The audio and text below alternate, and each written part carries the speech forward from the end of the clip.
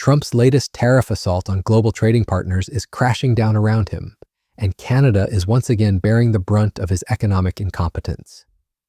While the world watches his administration desperately scramble to justify these punitive measures, a constitutional crisis is brewing that could expose the entire foundation of Trump's trade war as nothing more than an illegal power grab. We're talking about crushing tariffs that will devastate Canadian producers and American consumers alike. It's not just protectionism, it's economic sabotage disguised as national security. So what exactly is Trump trying to pull? And why are federal courts systematically dismantling his tariff empire? To understand this disaster, we have to look at how Trump has weaponized emergency powers to bypass Congress and impose his will on the global economy.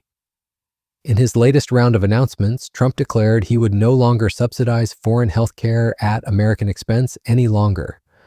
But starting today, the United States will no longer subsidize the health care of foreign countries, which is what we were doing. We're subsidizing others' health care, countries where they paid a small fraction of what for the same drug that what we pay many, many times more for, and will no longer tolerate profiteering and price gouging from Big Pharma. But again, it was really the countries that forced Big Pharma to do things that, frankly, I'm not sure they really felt comfortable doing, but they've gotten away with it, these countries. European Union has been brutal.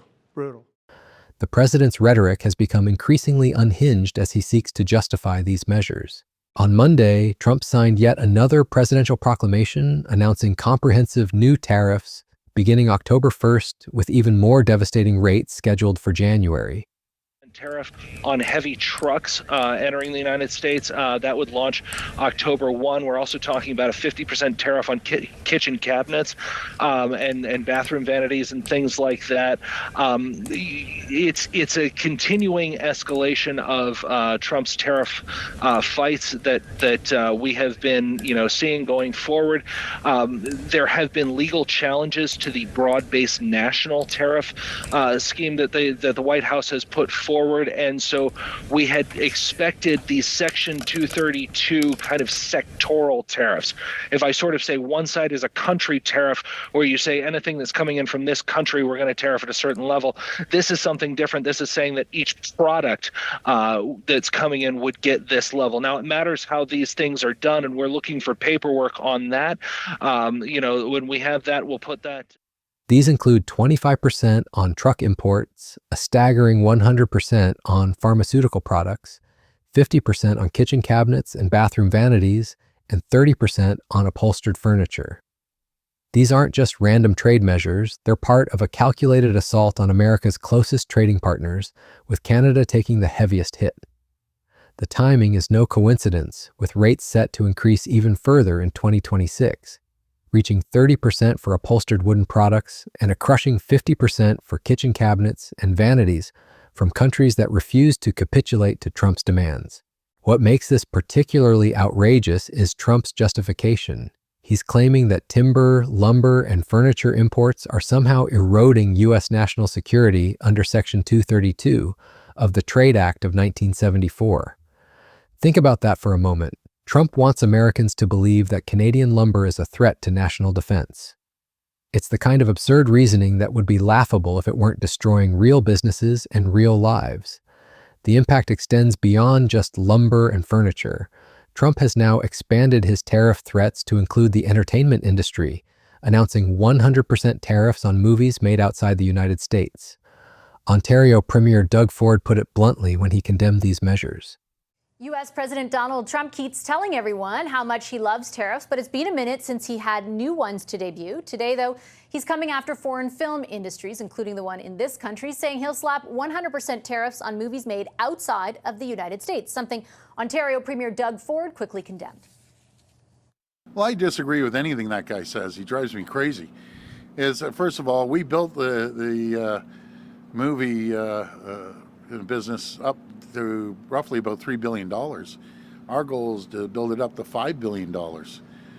So we're going to continue growing, continue investing in the film industry. Foreign Affairs Minister Anita Anand, meanwhile, addressed the United Nations this morning, laying out the Carney government's foreign policy priorities in light of a changing world. She spoke with us shortly after delivering her speech. Hi, Minister. Pleasure to welcome you back to the program. Thanks for making the time. Thanks, Vashi. Politico wrote this morning that after being in the room for Donald Trump's speech to the UN last night, that you recast the speech that you delivered this morning, which happened just minutes after Donald Trump announced yet another big round of tariffs. This time, 100%, he says, on movies made outside of the United States. Do you know how that will impact Canada? Well, first, I just want to correct the record. I have been writing this speech for a number of weeks, and it is a speech that I drafted on my own. So I'm not sure the source of that particular point in this morning's article that you referred to. In terms of our approach on any particular tariff measure that the United States is adopting, we are, of course, working. The province's $3 billion film industry, with ambitions to reach $5 billion, now faces an existential threat from Trump's protectionist agenda. But here's where Trump's scheme starts to unravel. His increasing reliance on Section 232 comes as he desperately awaits a Supreme Court ruling on the legality of his broader reciprocal tariffs, tariffs that 2 lower courts have already struck down as illegal. The man who promised to make America great again is watching his signature policy crumble in the courts. The Canadian government has been working behind the scenes to address these challenges. Prime Minister Mark Carney had a high-level conversation with President Trump in New York just days ago. He says he spoke with U.S. President Donald Trump earlier this week in New York, that meeting coming around the same time Washington imposed tariffs on pharmaceutical goods. We are, we're engaged with the U.S. In ongoing discussions on some of those specific strategic areas. Those conversations are ongoing. I had a higher level conversation with the president a few days ago. The latest tariffs would see 100% import taxes on pharmaceutical drugs, along with duties on other kitchen and bathroom items, furniture, and heavy trucks. During these discussions, Carney emphasized the importance of the Canada-US-Mexico agreement and the need to avoid episodic trade disputes that harm both economies.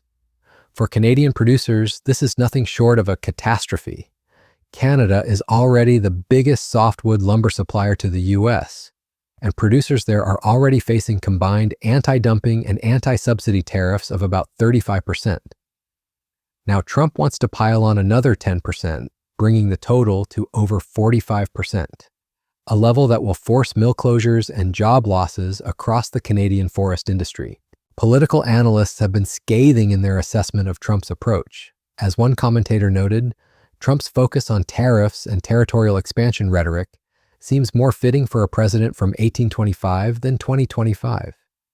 You could almost feel this coming. You know, if you look at the arc of the last few days, these sort of random tariff announcements with no detail, they don't seem to make any sense. In part, they affect Canada, but many other countries. And, standing before all these military leaders, this grand spectacle that looks like something of a sort of tin pot dictator show, you can tell the president wants to boast about his lacking roar record. He wants to boast about territorial expansion. So, of course, the 51st state idea comes up. And sometimes you have to wonder if Donald Trump wants to be president of the United States in 2025 or 1825, because between tariffs and territorial expansion, these sound like the agenda of a president from the 19th century. The comparison to a tin pot dictator playing to military leaders while facing domestic political troubles is particularly damning. But the real scandal isn't just the economic damage Trump is inflicting, it's how he's abusing presidential powers to do it. The Supreme Court case that's currently pending exposes the fundamental illegality of Trump's entire tariff regime. In August, the U.S. Court of Appeals for the Federal Circuit delivered a devastating 7-4 ruling that found Trump had exceeded his authority under the International Emergency Economic Powers Act. The court's language was damning. The core congressional power to impose taxes such as tariffs is vested exclusively in the legislative branch by the Constitution. Trump's tariffs were found to be unbounded in scope, amount, and duration, exactly the kind of unlimited executive power that the Constitution was designed to prevent. What's particularly telling is that no president in American history has ever used IEEPA to impose tariffs before Trump. He's literally making up legal justifications as he goes along, claiming that decades-old trade deficits somehow constitute a national emergency that requires immediate presidential action. It's constitutional vandalism disguised as economic policy. Market analysts have described the continuous stream of new tariffs as creating a whack-a-mole situation in global trade that creates more problems than it solves.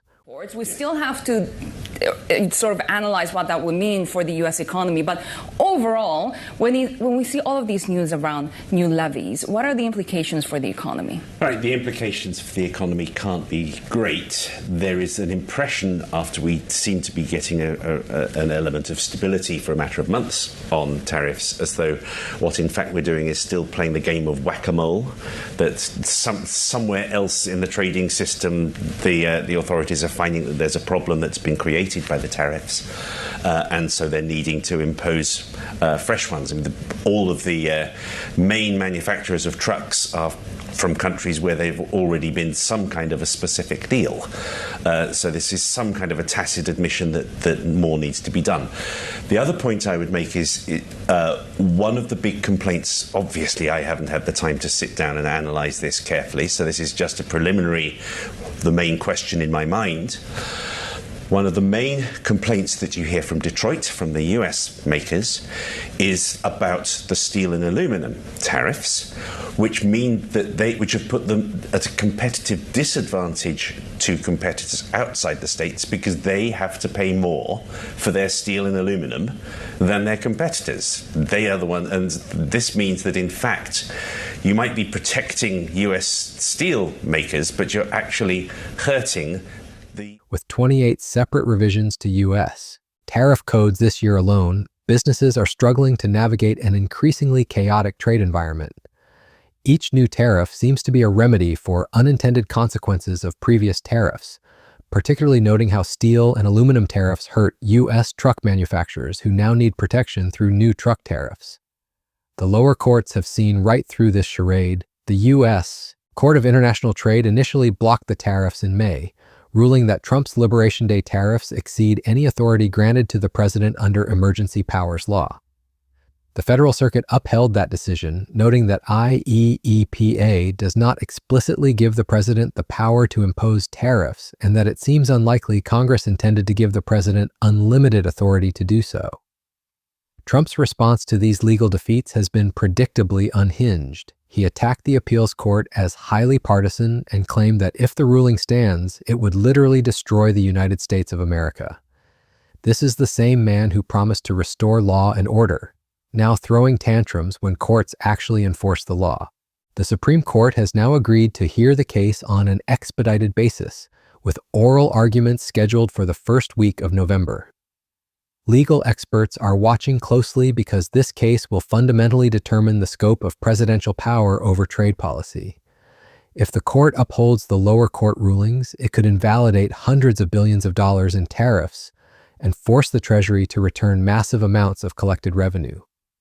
The implications go far beyond tariffs. IEPA serves as the legal foundation for much of America's economic statecraft, including sanctions, outbound investment programs, and technology controls. A Supreme Court ruling against Trump could fundamentally reshape how future presidents conduct economic foreign policy. For American consumers, the stakes couldn't be higher. Trump's tariffs have already caused furniture prices to surge 4.7% compared to last year, with living room and dining room furniture rising 9.5% over the past 12 months. The new lumber tariffs will likely drive up housing costs even further, making the American dream even more unattainable for working families. Home builders have warned that these tariffs could deter investments in new homes and renovations at a time when America desperately needs more housing supply. The National Association of Home Builders has consistently opposed tariffs on building materials, understanding that these costs ultimately get passed on to home buyers. Trump claims his tariffs will strengthen supply chains and bolster industrial resilience, but the reality is exactly the opposite. By making imported materials more expensive, he's forcing American companies to either absorb higher costs or pass them on to consumers. Either way, American competitiveness suffers. The furniture and home improvement industry is already reeling from Trump's previous tariff rounds. Major retailers like Wayfair, RH, and Williams-Sonoma have seen their stock prices tumble as investors price in the impact of higher import costs. These aren't abstract economic statistics. They represent real jobs and real investment being destroyed by Trump's trade war. What makes this even more infuriating is Trump's complete disregard for the integrated North American supply chain. Canadian and American businesses have spent decades building efficient, collaborative relationships that benefit both countries. Trump is systematically destroying those relationships for short-term political gain. The Canadian response has been measured but firm. Prime Minister Carney announced an aid package worth $1.2 billion to help Canadian lumber producers cope with the existing tariffs, including $700 million in loan guarantees and $500 million for long-term supports to help companies diversify export markets. It's exactly the kind of responsible government response that Trump seems incapable of providing. Canadian industry associations have been even more direct in their criticism.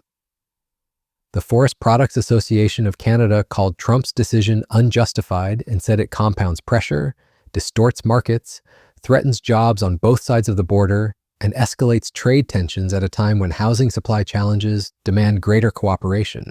The BC Lumber Trade Council was particularly scathing, pointing out that these tariffs will not improve U.S. national security, but will only drive up lumber costs, making housing even less affordable for American families.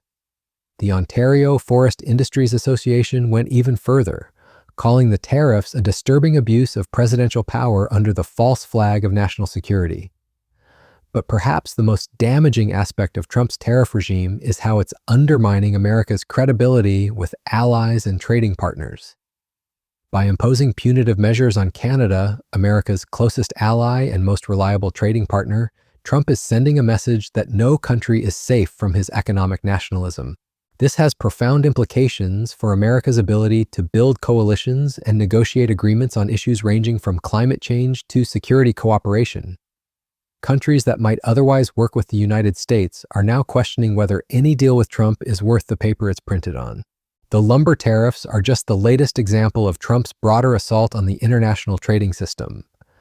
Since taking office for his second term, he has imposed tariffs on everything from movies to pharmaceuticals, creating uncertainty and chaos in global markets. His approach has been characterized by erratic decision-making, last-minute changes, and a complete disregard for established diplomatic processes. The Supreme Court case represents more than just a legal challenge to specific tariffs. It's a fundamental test of whether the United States will remain a nation governed by laws or become a country where presidential whims override constitutional constraints. If Trump's interpretation of emergency powers is allowed to stand, it would give future presidents unprecedented authority to reshape the American economy without congressional approval. Legal scholars have noted that this case could be as significant as some of the landmark constitutional decisions of the past century. The court's conservative majority has generally been supportive of executive power, but they've also shown concern about unlimited presidential authority, particularly when it comes to taxing powers that the Constitution specifically assigns to Congress. The timing of the Supreme Court's decision could not be more critical. With oral arguments scheduled for November and a decision expected shortly after, the ruling will come at a time when Trump is already facing multiple legal and political challenges. A negative ruling would not only invalidate billions of dollars in tariffs, but would also represent a major constitutional rebuke of his administration. For Trump, the stakes are existential. His entire political brand is built on the idea that he alone can fix America's trade relationships through tough negotiation and economic pressure. If the Supreme Court rules that his signature policy is illegal, it would undermine the central premise of his presidency and expose him as a leader who either doesn't understand the law or chooses to ignore it. The broader implications for American democracy are equally significant. Trump's abuse of emergency powers to impose tariffs is part of a pattern of executive overreach that threatens the separation of powers. If presidents can simply declare emergencies to bypass Congress on major policy issues, it fundamentally alters the balance of power in American government. This is exactly the kind of constitutional crisis that the founders sought to prevent through the system of checks and balances. The fact that it has taken federal courts to rein in Trump's excesses shows how important an independent judiciary is to American democracy. As we await the Supreme Court's decision, the damage from Trump's tariff war continues to mount. Canadian producers are scaling back operations, American consumers are paying higher prices, and the integrated North American economy that has generated prosperity for decades is being systematically dismantled. The tragedy is that none of this was necessary. The United States and Canada have one of the world's most successful trading relationships, built on mutual respect, shared values, and economic complementarity. Trump has chosen to sacrifice this relationship for short-term political gain, leaving both countries worse off. The lumber tariff announcement is just the latest chapter in this ongoing disaster.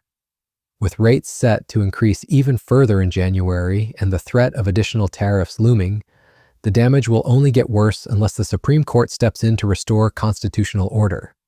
The question now is whether the justices will have the courage to stand up to Trump's abuse of power and restore the rule of law to American trade policy. The answer will determine not just the future of U.S.-Canada relations, but the fundamental character of American democracy itself. Trump's tariff scheme may have started as an economic policy, but it has become a constitutional crisis that threatens the very foundations of American government. The Supreme Court's decision cannot come soon enough.